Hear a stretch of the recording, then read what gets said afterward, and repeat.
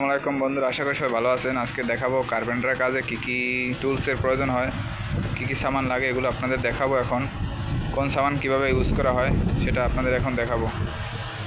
আপনারা সবাই ভালো আছেন।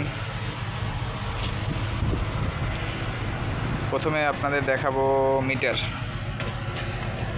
মিটার সবথেকে গুরুত্বপূর্ণ। এই মিটারটা সবাইকে জানতে হবে।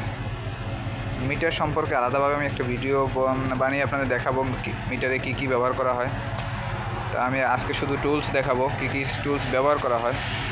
প্রথমে মিটার আপনার প্রয়োজন, তারপর প্রয়োজন একটা লেবেল, তারপর প্রয়োজন একটা হ্যামার।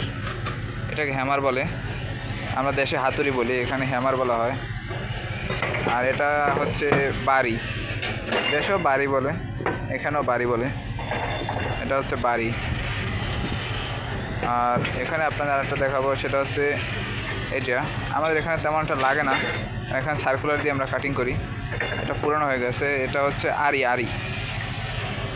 এটাকে বলা হয় আড়ি।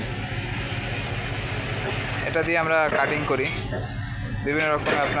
আপনার মোরব্বা বা দেশের রুয়া বলে, খুঁটি বলে, ওগুলো কাটার জন্য আমরা এগুলো ব্যবহার করি। আর একটা হচ্ছে আপনার লাইন দড়ি। আপনি একটা বক্স বসানোর জন্য, পুরো লাইনটা সোজা করার জন্য লাইন দড়িটা ব্যবহার করা হয়।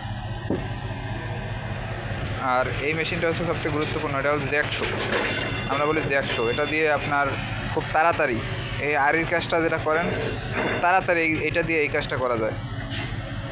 আপনার এটা দিয়ে কাটতে অনেক কষ্ট হয়, কিন্তু এটা দিয়ে কাটতে আপনার কোনো কষ্ট হবে না, খুব তাড়াতাড়ি এটাকে কাটতে পারবেন। মোটা মোরব্বা বলেন বা রুয়া বলেন, যেটাই বলেন, ওগুলো কাটার জন্য এগুলো ব্যবহার করা হয়। আর এটা হচ্ছে সার্কুলার। এটা দিয়ে আমরা কাটিং করি। কীভাবে ফেলাই কাটে সেটা আমরা পরে দেখাবো, অন্য একটা ভিডিওতে দেখাবো কীভাবে ফেলাই কাটিং করা হয়, ফ্লাইং কাটিংয়ের মাপ কী। এটা দিয়ে আমরা ফেলাই কাটি। আর একটা সামান আমার কাছে এই মুহূর্তে নাই, স্টোর বন্ধ। সেটা হচ্ছে রাইট অ্যাঙ্গেল। আপনারা অবশ্যই দেশে রাইট অ্যাঙ্গেল চিনেন। এলের মতো একটা রাইট অ্যাঙ্গেল থাকে, এলের মতো একটা রাইট অ্যাঙ্গেল থাকে, ওইটা চিনেন সবাই। ওটা লেভেলের মতনই কাজ করে, সোজা করার জন্য বা বিভিন্ন অ্যাঙ্গেল মাপার জন্য, তখন ওই রাইট অ্যাঙ্গেল ব্যবহার করা হয়। আশা করি সবাই বুঝতে পারছেন। পরবর্তী ভিডিওর জন্য অবশ্যই চ্যানেলটি সাবস্ক্রাইব করে রাখবেন। আশা করি সবাই ভালো আছেন, ভালো থাকেন। আল্লাহ সুস্থ রাখুক। আল্লাহ হাফেজ।